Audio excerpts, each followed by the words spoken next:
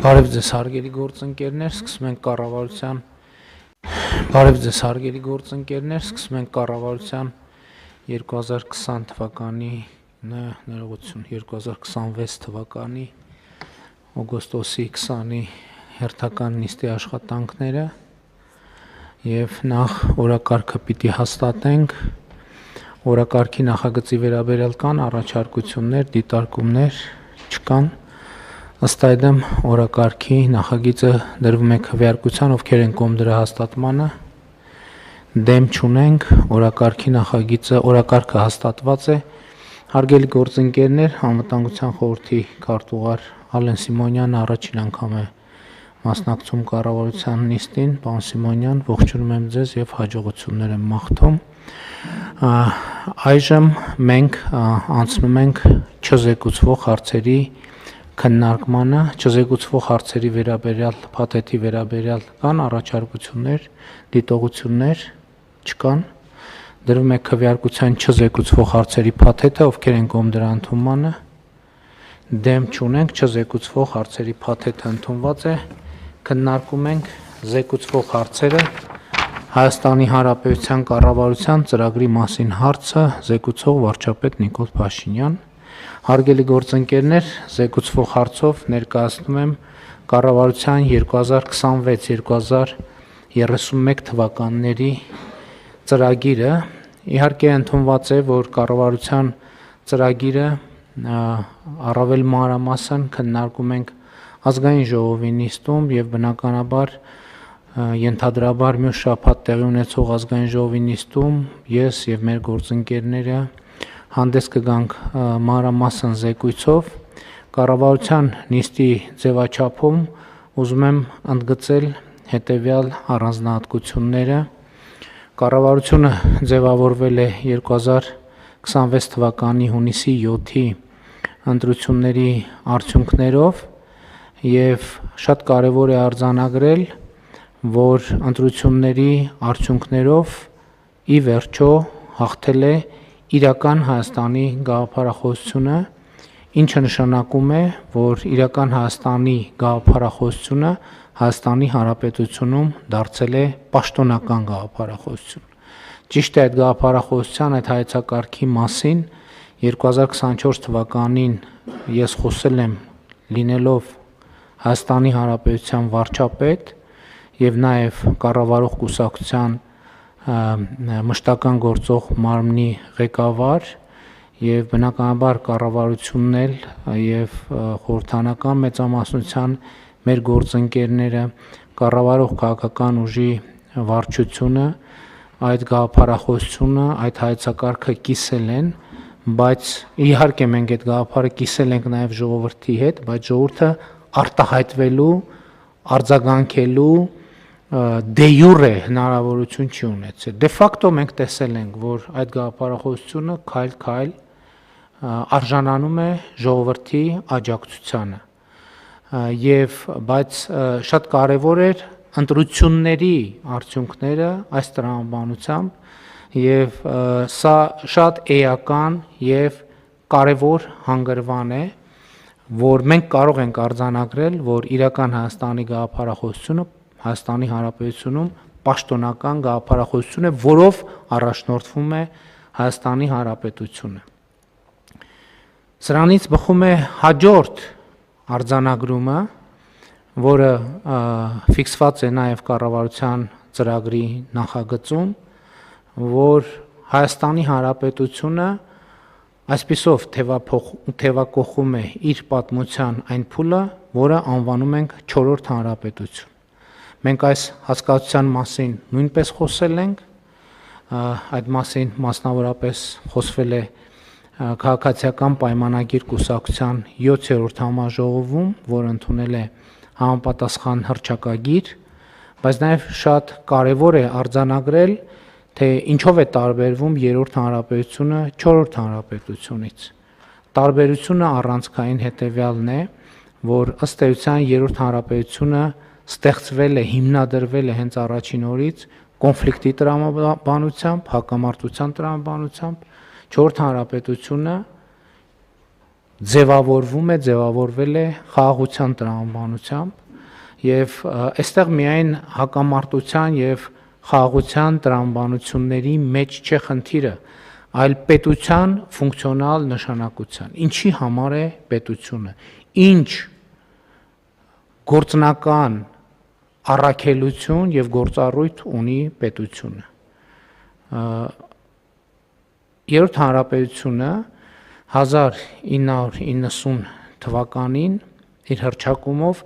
ըստ էության արձանագրել է, որ պետության նպատակը պայմանական ասած պատմական արդարության վերականգնումն է։ Եվ սրանից բխել են նաև որոշակի գործողություններ եւ ըստ էության այս հայեցակարգից է բխել նաև Ղարաբաղյան շարժումը եւ Ղարաբաղյան շարժումը այդ հայեցակարգի գործնական իրագործման ուղղություններից մեկն է եղել։ Ես այս խնդրին իհարկե կանդրադառնամ ավելի մանրամասն, միևնույն ժամանակ ընդունելով, որ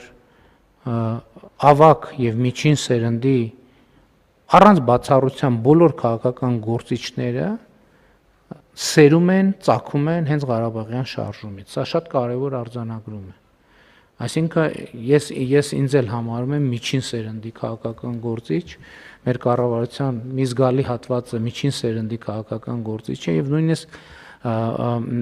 նոր սերնդի քաղաքական գործիչների մի զգալի մասը